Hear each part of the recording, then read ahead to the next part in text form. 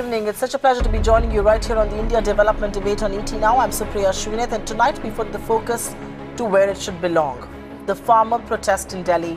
It's slowly evolving as a big rallying point for the non-BJP forces. Leaders of various political parties with varied interests and agenda came under the same roof to hit out at the present government and particularly the Prime Minister and his pro-rich policies. There were Sitaram Yechuri, Farooq Abdullah, Arvind Kejriwal, Rahul Gandhi all sharing the dais and stage burying their divergent political ideologies. While Rahul Gandhi targeted Modi for cozying up to corporate honchos, Yechuri slammed the Prime Minister, even calling him a pickpocket. Echoing Rahul, Aam Aadmi Party's Arvind Kejriwal said the Prime Minister has hardly any time for farmers as he's busy helping Adani and Ambani get richer and richer. In fact, the political brinkmanship overshadowed the problems of farmers who are seeking a lifeline from the centre to tide over the current crisis. Politics over farmers is exactly what we're discussing right here on the India Development Debate this evening. Couldn't have asked for a better panel than this. Yogendra Yadav, founder and national president for Raj Party, joins us. Gopal Krishna Agarwal represents the BJP. Sanjay Jha represents the Congress. And Siraj Hussain, former Agriculture Secretary of India, is also here with us on the show this evening. Thank you very much, each one of you, for being with us. And Yogendra Yadav, since you were at the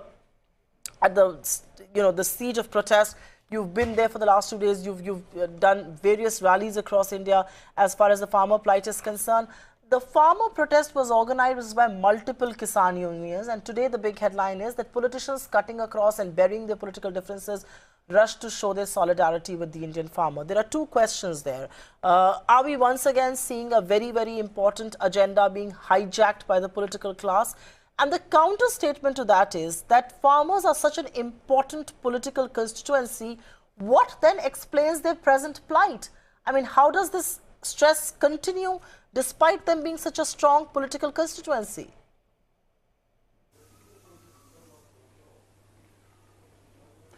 In fact, both your questions are related. The fact that farmers constitute a little over majority of the country, and in democracy majority should matter, but in reality they don't.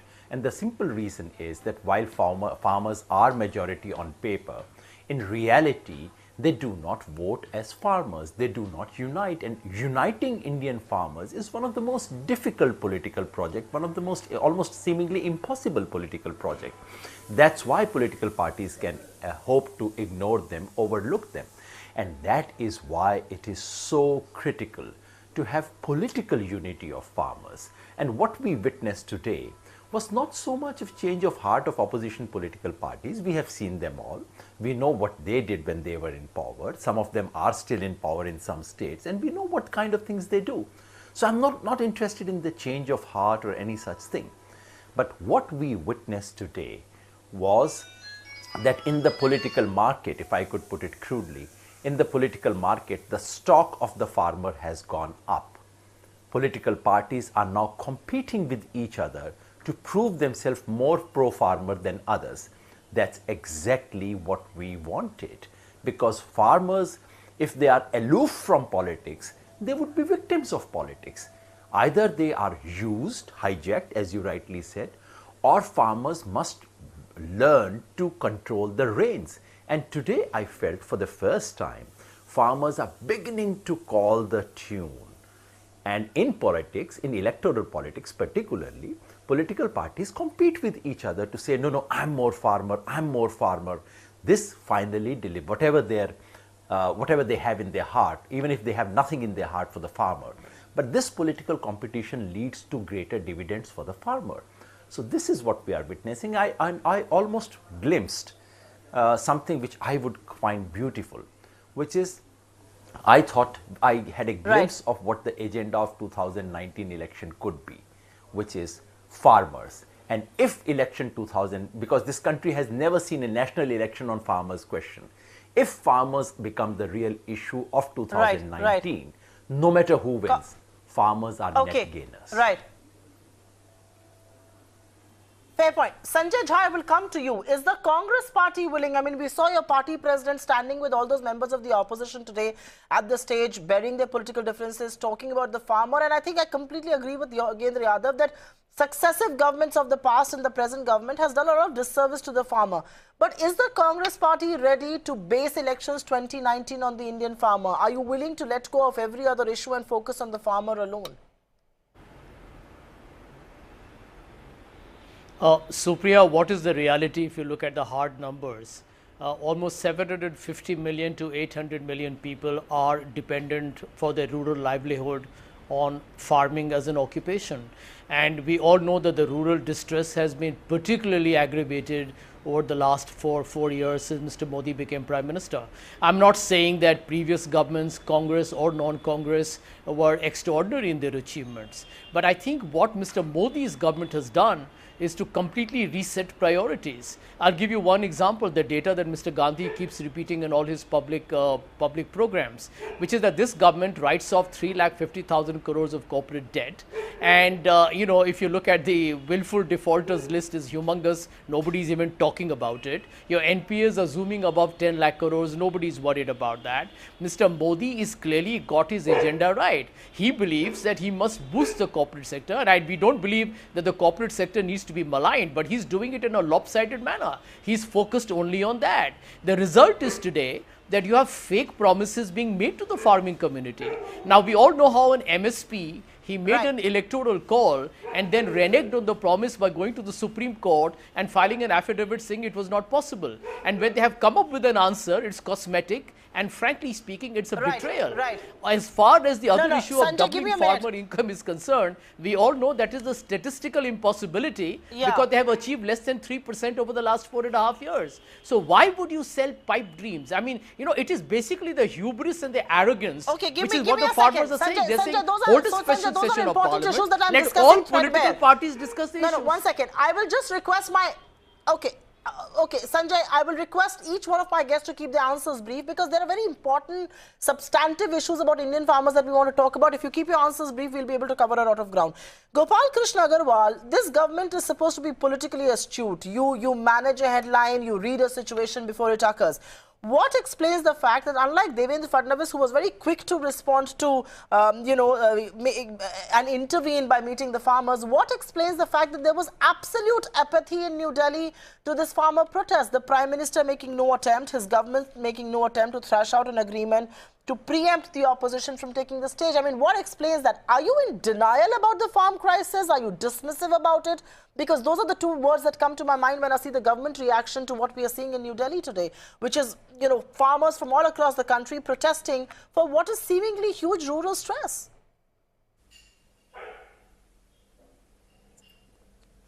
Supriya, I would like to tell you that last time when the farmers agitated in Delhi, our government was very active and most of their demands were met within one day.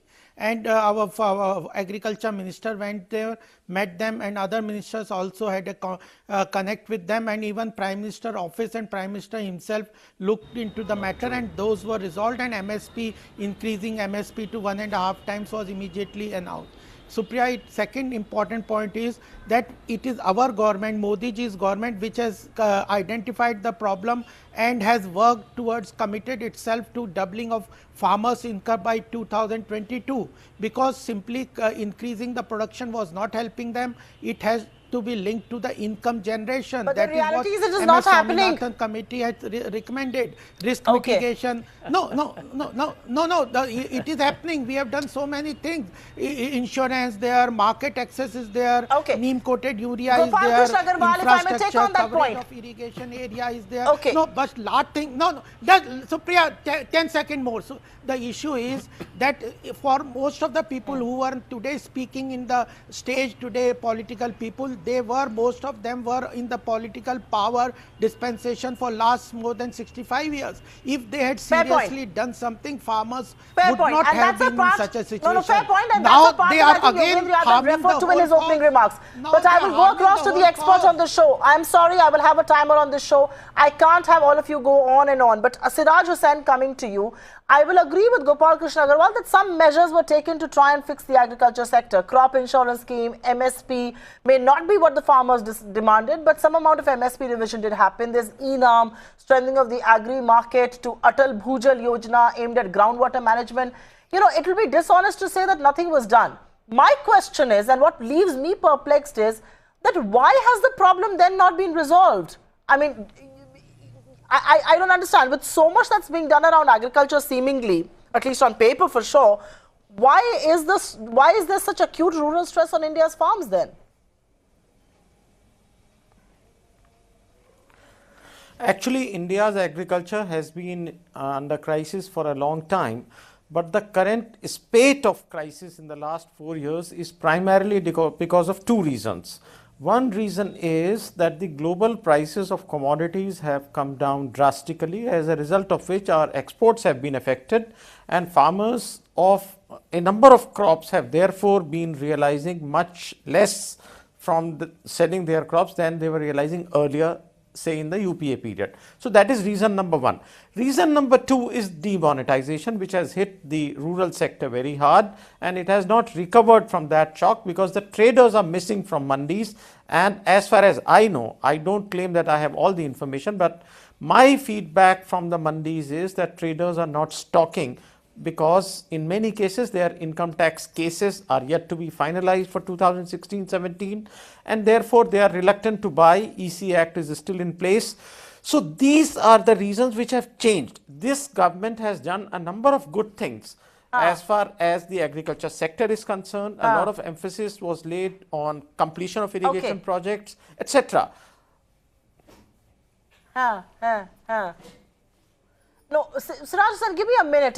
You know, you're referring to schemes that have been undertaken, but I am tempted to ask a question on remunerative prices because I want to go back to Yogendra Yadav. But a quick question to you, Gopal Krishna Agarwal, and my request really is, please keep your answers brief, gentlemen. Gopal Krishna Agarwal, the biggest issue for farmers is the failure to get remunerative price for their produce. The mandis are one source point of all agri selling, where farmers sell their crops to licensed agents. Maharashtra government had actually brought in an ordinance to ensure that farmers do not have to go through mandis and sell their produce directly to end consumers and get market price. That had to be withdrawn under pressure. It was withdrawn by the Fadnavis government. My question is, why was it withdrawn? This dismantling of the APMC in some sense would have benefited, right?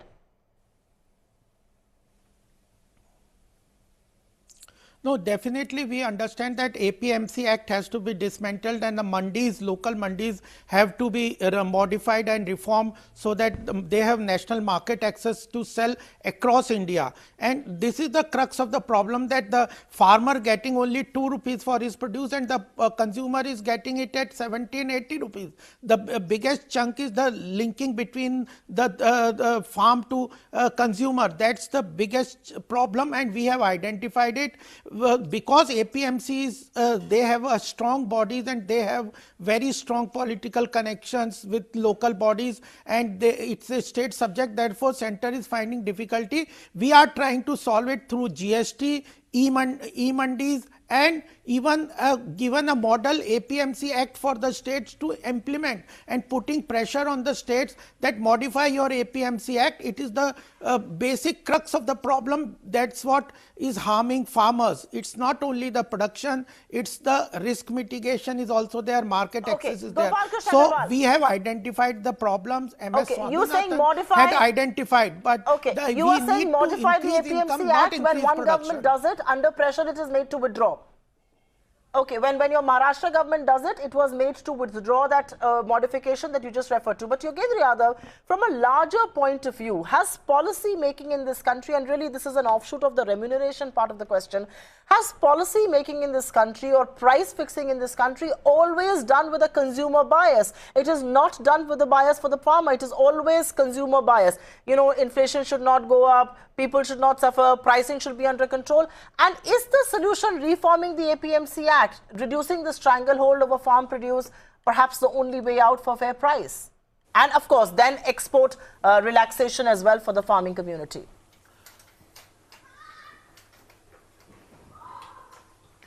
You're right. The principal two objective of this country's agriculture policies have been production and welfare of the consumer. The government has always been very keen that the production should not fall because of the experience of the 1960s, and that for consumers the price should not go up. Both these are legitimate objectives, but there is something else in between. There is a producer. Producer has never been at the center of agriculture policy in this country. I would, rather than get into a larger thing, now that we have Mr. Agarwal and maybe he can answer these things. You know, I just happened to write a book last week on Mr. Modi Raj and what Modi Raj has done for the farmers. Based on that, allow me to ask just quick, sharp questions. One, on MSP. Here is a table that compares MSP of the last 4 regimes. Mr. Agarwal, is it not true that on every single commodity, the MSP increase under your government, including all the 5 years, is lower than both UPA 1 and UPA 2?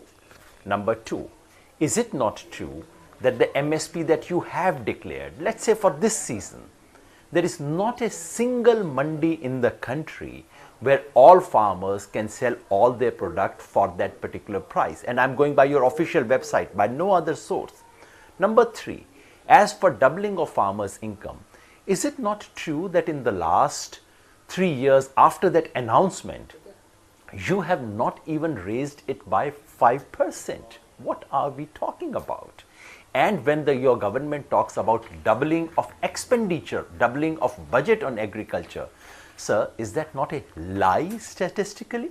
In budgetary terms, your expenditure has been exactly 2.73%, etc. What used to be with the UPA? Where is the difference? Why are we throwing such disinformation, misinformation in the public domain on agriculture? Kind of agree with you. I'm tempted to take that question to Gopal Agarwal, but give me a minute. I will go across to Gopal Agarwal and put... Okay, Gopal Agarwal, you should take that question. Your MSP increase has been lower than UPA 1, UPA 2. Your expenditure on agriculture is just 2.73%. And so the obvious question that is being put forward is, you know, is it time that our skewed national budget for agriculture looks at growing leaps and bounds? I mean, shouldn't that be encouraged as well? Gopal Agarwal, a direct answer, please, quickly. This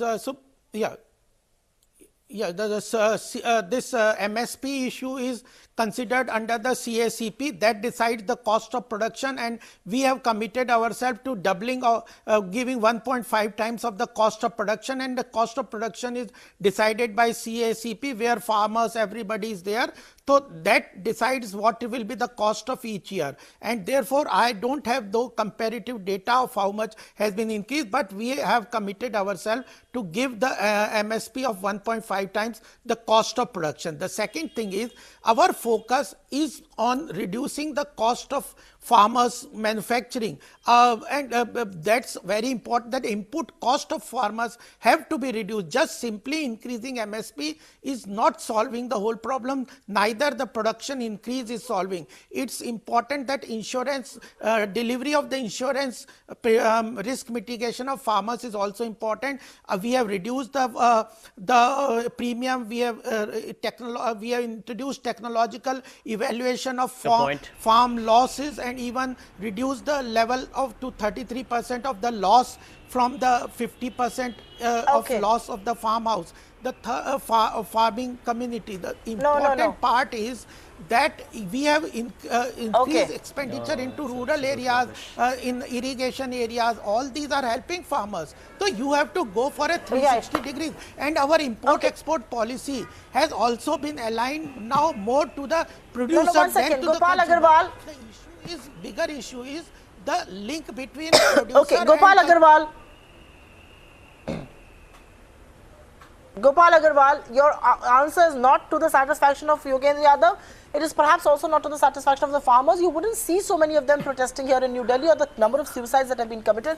But that apart, I want to move to Sanjay Jha. And Sanjay, I know you have been attacking the government for, you know, taking loan, taking a credit cut or taking haircuts as far as corporate loans is concerned, but not waiving off loans. But is waiving off loan the only resort of the Indian politician as far as the farming community is concerned? Because it's important to point out here, there is institutional debt that is waived off, then there is the non-institutional debt, the non-banks, the non-financial companies, the local lenders, and that is a very vicious debt cycles that farmers are in. Is there need for a more scientific way to deal with the debt on India's farms, both institutional and non-institutional? Is there also a need to perhaps offer them a long-term rural credit policy? I mean, no, I'm just thinking out of my hat, which covers droughts, flooding events, and all of that. Because just saying farm loan waiver is addressing the problem with the band-aid. It isn't a long-term solution. Supriya, I agree with you, and I feel that farm waivers only become necessary because circumstances force it to happen. And the reason why, the rural debt rises is because, one, procurements are not being done by the government as promised, and secondly, their prices aren't remunerative enough. So progressively over a period of time, the farmer's personal indebtedness balloons. And then what do? If you don't give a loan waiver, it will lead to the terrible circumstance of farmer suicides. And very disturbingly, you have the National Crime Research Bureau that has not released the data on farmer suicides for the last couple of years. It tells you how opaque this government is. But fundamentally, I believe that the difference between the BJP and the previous Congress government or other governments as well has been, one, political intent. And there are two examples I can give you of that. You remember the Mandsaur protest in Madhya Pradesh, where they first said it's a political movement. They actually shot dead 6 farmers, which I thought was cold, callous, and they had no remorse over it. And later on, they buckled down. I remember in Mumbai, where I live, when the Maharashtra, the farmers walked from Nashik to Mumbai. In the initial stages, the BJP called them as urban Maoists. So when your political intent is to look down at the farmers only as but I have a very substantive question on crop insurance. Sanjay, I'm sorry, but I have to take a very important question on crop insurance with Siraj Hussain. And the Prime Minister's crop insurance policy started with a lot of expectations, sir. The latest numbers say estimated claims were 13,655 crore rupees, and 4 months after the Kharif crop harvest, only 402 crores have been paid against those claims. What is the problem? Claims are not being honored? Is coverage a problem? Because then you have this other allegation that actually the money is being pocketed by the private insurance companies at the behest of the farmers. This could have been a good defense. Why has it turned out to be a dampener? As far as I know, the data for Kharif 2018 has not been released by the government. So I am not in a position to comment on the claims filed by the farmers for Kharif 2018. However, we have analyzed the data for 2016-17 and 17-18, and we find that in states which were affected by calamities like Tamil Nadu, Chhattisgarh, Madhya Pradesh, the claim ratio was not very bad. In fact, in several cases, it was as high as 200%. And in many cases, it was more than 100%, which means that the insurance companies paid more than the amount of premium received by them. Now, there is a talk in the country that insurance companies are getting unduly rich and they are earning too much and all that. That needs a more detailed state-by-state analysis. I'm sure the government would be doing that, and there is a need to revisit the scheme. I understand that Niti Aayog is already doing that. So, analysis and correction of the scheme, if there is a problem, is the done thing. There shouldn't be any problem. But let me say just one more thing, even though it is not related to insurance. See, we have seen farmers march, and the farmers' income, according to the latest NABARD survey, is about 9,000 rupees a month. But there is also a very large constituency of non-agriculture whose income is just about 7,300 rupees a month. And also in urban areas, there is a very large organized sector which has not yet seen leaders like Mr. Yogendra Yadav, who could organize them and bring them to Delhi. They are also in great distress. Right. Right. But Mr. Yadav, considering you're a part and parcel of what's happening right now, and you're in some sense, one of the organizing members of this protest, it's only fair that I ask you this last question. A situation assessment of India reported that more than 40% of farmers would like to quit agriculture if alternative opportunities were available. There is no surprise there. It has become unremunerative. Successive governments' policies have not helped them. But the reality is that the conversation on the Indian farmer always seems to happen as if it was an NPA, as if it was a burden. And I think, from my point of view, that conversation needs to change before anything else. What will it take for the politicians to change the course and contour of that conversation, where farmers are not a burden, they're not a liability, but they're an asset?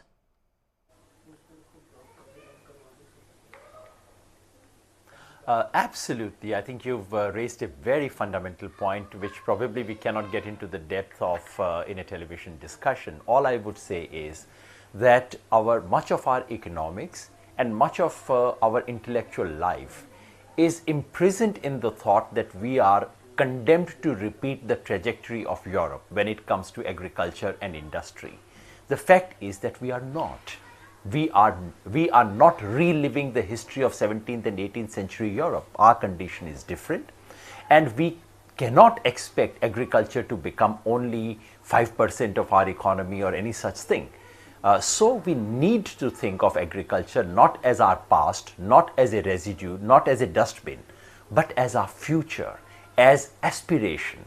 And in order to do so, certain fundamental reforms need to be made in agriculture, which have to do with land holding, which have to do with recognizing the fact that most of the cultivation is being done by non-owners today, which has to do with cropping pattern, which has to do with access of farmers to market, but which also has to do with revitalizing rural economy.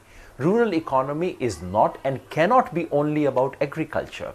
Rural economy needs manufacturing. Rural economy can absorb a lot of services. So a revitalization of rural economy is required. Despite all that, we demand these two measures. Why do we demand it? This is like an injection. This is like my patient is in ICU.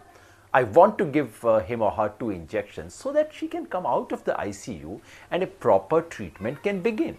That's why we say, above all, a law to implement MSP, not just higher MSP, but the most important question is whatever MSP is declared should actually be available to the farmer. It should become a legal right so that the farmers can demand damages. And number 2, a one-time loan waiver. Loan waiver is not a great idea, but currently Indian farmer badly needs it.